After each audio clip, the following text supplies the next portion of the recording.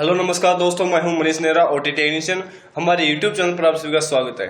आज आपको बताने जा रहा हूं सीपीआर क्या होता है, सीपीआर कब अप्लाई किया जाता है, सीपीआर के बेनिफिट क्या है। तो हमारे यूट्यूब चैनल को सब्सक्राइब कीजिए, लाइक कीजिए और शेयर ज़रूर कीजिएगा और एंड तक बने रहें। सीपीआर की फुल फॉर्म होती है कार्डियोपल्मोनरी रिससिटेशन।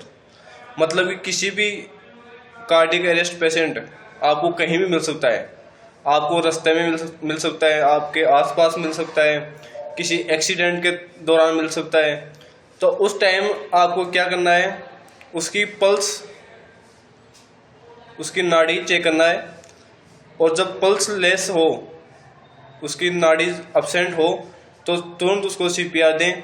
सीपीआर देने से पहले चेक करें कि पेशेंट अनकॉन्शियस है या कॉन्शियस है। पेशेंट अनकॉन्शियस है तो उसकी नाड़ी चेक करें। नाड़ी चेक करने के बाद में उसको सीपीआर देते समय ध्यान रखिए कि उसका एयरवे ओपन रहना चाहिए पेशेंट का।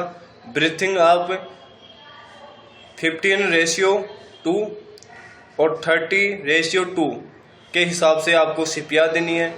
सीपीआर उस टाइम देना है जब आपके पास कोई सहायता के लिए, हेल्प के लिए ना हो।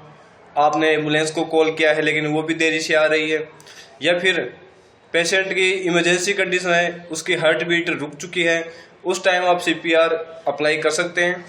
सीपीआर करते समय ध्यान रखें कि पेशेंट की पल्स चल रही है या नहीं चल रही है, उसका एयरवे माउथ ओपन है या बंद है। ये सब चीज़ें आपको देखनी है, उसके बाद में सीपीआर स्टार्ट करनी है। सीपीआर अप्लाई करने से पहले पेशेंट की पल्स चेक करें। पेशेंट अनकॉन्शियस है, बेहोश है या होश में है, दोनों चेक करें। पेशेंट कुछ मूवमेंट कर रहा है या नहीं कर रहा है। पेशेंट का कार्डियक अरेस्ट हुआ है या फिर अदर रीजन है। तो ये सब सीपीआर देने से पहले आप चेक करें, उसके बाद में ही सीपीआर प्रोवाइड करें।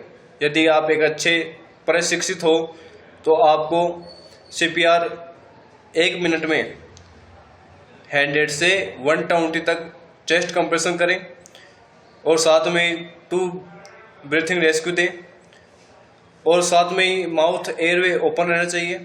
सुपाइन पोजीशन प्रदान करें पेशेंट को, फ्लैट या सुपाइन पोजीशन, सीधा लेटाकर पेशेंट को सीपीआर देनी चाहिए। आपको तुरंत एम्बुलेंस को कॉल करना चाहिए। यदि आपके आसपास कोई हॉस्पिटल या हॉस्पिटल दूर हो तो हॉस्पिटल तक पहुंचाने की कष्ट करें। साथ में सीपीआर एक ऐसी टेक्निक है जिससे आप किसी भी पेशेंट के लाइफ सेव कर सकते हो। या यूँ मान लो कि आप एक मेडिकल क्षेत्र से ना जुड़कर भी आप सीपीआर किसी पेशेंट को देते हो तो आप उस पेशेंट की कहीं ना कहीं जान बचा सकते हो। जी हाँ दोस्तों, सीपीआर एक टेक्निक है जिसमें आप किसी प्रकार की पेशेंट के लिए हेल्प कर सकते हो। अब बात आती है कि सीपीआर कैसे अप्लाई करें। सीपीआर अप्लाई करने से पहले आपका जो नॉन डोमिनेंट हैंड है, लेफ्ट हैंड नीचे और राइट हैंड उसके ऊपर रखकर आप इस प्रकार से हथेली का जो पाम है, हिस्सा है, इसी का आपको जोर लगाना है, प्रेशर देना है। और दोनों शोल्डर्स सीधा रखकर, दोनों शोल्डर्स को सीधा रखकर शोल्डर्स का ही प्रेशर लगाना है आपको। और आप कहीं भी किसी भी क्षेत्र में या फिर किसी भी आपके आसपास कोई भी पेशेंट, मान लीजिए कार्डियक अरेस्ट से उस बेहोश हो गया, तो उस टाइम आप सीपीआर उसकी पल्स चेक करके पेशेंट कुछ मूवमेंट कर रहा है या नहीं कर रहा है, यह जानकारी लेकर उसको सीपीआर तुरंत प्रोवाइड करें। साथ में ही 30:2 मतलब कि 30 चेस्ट कंप्रेशन के बाद में 2 माउथ से रेस्क्यू ब्रीथिंग करें। उसको माउथ एयरवे ओपन करके एक बार 1 सेकंड के लिए उसमें अपना सांस छोड़ें। फिर 30। यह कोई ज़रूरी नहीं कि आप सीपीआर मेडिकल क्षेत्र से जुड़कर ही दे सकते हो। यदि आप एक ट्रेंड अच्छे प्रशिक्षित हो, आपको सीपीआर के बारे में मालूम हो, तभी आप सीपीआर अप्लाई कर सकते हो। और जल्दी से जल्दी पेशेंट को हॉस्पिटल पहुंचाने के लिए एम्बुलेंस को कॉल करें या फिर कोई पर्सनल वाहन हो उसके थ्रू आप पेशेंट को हॉस्पिटल के अंदर एडमिट कराइए।